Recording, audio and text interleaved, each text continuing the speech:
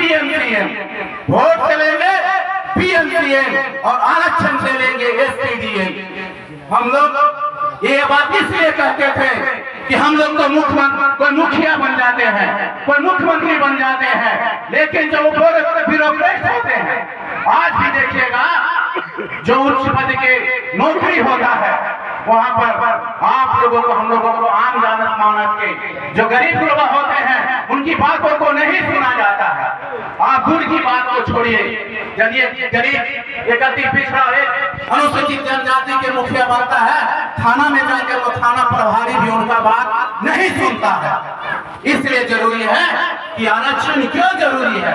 आप सब बहुत सारे लोग मिलेंगे और आप लोगों के बीच जाएंगे और ये भी कहेंगे कि आरक्षण आप दे देने जरूरी नहीं। मैं उन ऐसे लोगों से कहना चाहता हूँ, आप उन लोगों से कहना चाहता हूँ कि आप देखते होंगे जहाँ शिक्षा की बात होती है, बड़े बड़े लोगों के जो उनके बेटे होते हैं, जो उनका बेटा होता है, वो सरकारी स्कूल में नहीं पढ़ता, उनको आप बड़े बड़े बोर्ड के स्कूल में पढ़ेंगे। और गरीब का बेटा जो दबे कुचले और शोषित वंचितों का बेटा है, मिड डे के नाम पर वो खिचड़ी मिलता है और आप कहते हैं कि उनसे कंपटीशन करिए। अरे ताकत है वैसे लोगों को अपने गरीब का बेटा जहां पढ़ता है उस सरकारी स्कूल में, आप अपना बेटा को भी उस स्कूल में पढ़ाइए और हमारा बेटा से आप कंपटीशन कराइए, देखते हैं कौन जीतता है। आपका बेटा जीता है कि गरीब का बेटा जीता है।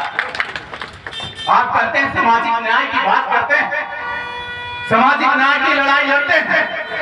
अरे आज हम देखते हैं हमारे जो सामाजिक न्याय के पुरंदा लालू प्रसाद यादव थे, उनके आह्वान पर जब दिल्ली में बुलाया गया था कृष्णा जी, उसी रैली में जा रहे थे। बहुत सारे लोग हम ये समाज में सुनने को और देखने को मिलता है और ये कहते हैं कि कृष्णा यादव को खेल के गेले गिर के मर गए, और इससे ज्यादा बात सुनने को नहीं मिलता है और उपहास करने को मिलता है। मैं वैसे व्यक्तियों से कहना चाहता हूं कि आप जानते होंगे, एक वाक्य मुझे याद आता है, और जब जंगल में आग लगी थी तो एक गिलहरी भी उस आग को बुझा रहा था। तो बहुत सारे लोग ये हंसने लगे कि ये गिलहरी ये जंगल की आग को क्या बुझा सकता है पानी लाके। तो गिलहरी ने बड़ा सुंदर जवाब दिया था। उन्होंने कहा कि जब इतिहास लिखा जाएगा तो मेरा नाम आग बुझाने वालों में रहेगा, आग लगाने वालों में नहीं रहेगा। इसी तरह इनका नाम उस संघर्ष की लड़ाई में इतिहास में अमर हो गया है, तभी हम आज यहाँ पर शहादत दिवस मना रहे हैं। और सामाजिक न्याय खास करके युवक साथियों से कहना चाहता हूं, आज देश की कैसी हालत है, आज देश की हालत धार्मिक उन्माद फैलाकर, आपस में हिंदू और मुस्लिम कराकर, आपस में जात पात में लड़ाकर आपको बांट कर अपनी राजनीति कर रहा है। जरूरत है नौजवान को जागने की, और जब तक आप जागेंगे नहीं, आपका वोट लेकर आपके ऊपर शासन करेगा। वोट हमारा, राज हमारा, ये नहीं चलेगा। वोट पिछड़ा समाज का, अति पिछड़ा समाज का, अनुसूचित जाति का, और राज कौन करता है ये भी आप लोग जानते हैं। आपको फोड़कर अपना वोट लेकर, और आप बहुत सारे ये भी तुम देखने को मिलता है, जब पंडित जी घर में आते हैं ना तो कहते हैं कि हमारे बेटवा की नौकरी काहे न लगले, तो कहते कि तोहर बेटवा पर मंगल करा है, तोहर पर राहु केतु हो, इसलिए तोहर बेटवा की नौकरी नहीं लगे थे। और वही पिता जब उस ब्राह्मण अपने घर में जाते हैं, उसका बेटा पूछता है पिताजी मेरा नौकरी क्यों नहीं लग रहा है, तो कहता जानते नहीं हो वहाँ ओबीसी का 27% रिजर्वेशन मिला हुआ है, अनुसूचित जाति और जनजाति को 22.5% रिजर्वेशन मिला है, तुमको नौकरी कैसे मिलेगी। बताइए कितना उन्माद फैलाते हैं।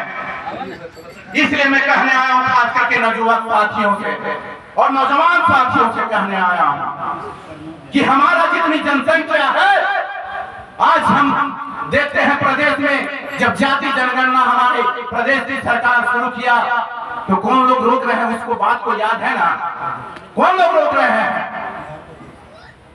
और रोक कर कहते हैं कि जाति जनगणना से उन्माद फैलेगा। अरे हम ये देखने जाते हैं जाति जनगणना के साथ साथ आर्थिक जनगणना भी हो रहा है और ये देखने को मिलेगा, उसका आंकड़ा से हमें ये प्राप्त होगा कि किस जाति में कितनी गरीबी है।